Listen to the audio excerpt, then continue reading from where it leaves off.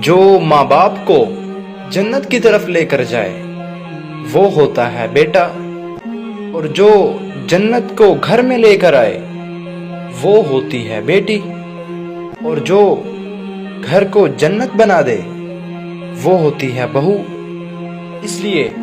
ہر ایک کا اپنی اپنی جگہ پر ایک مقام ہوتا ہے، کسی میں بھی فرق نہ کریں، بھید بھاؤ نہ کریں، خاص طور پر بیٹی اور بہو میں تو بالکل بھی نہیں، کیونکہ سب کو اپنے رب کے پاس جانا ہے، اور پھر اللہ اس دن ہمارے اعمال دیکھے گا، ہمیں جواب دینا ہے اللہ کو جا کر۔ اس لیے اس بات کو ذرا سمجھیے گا۔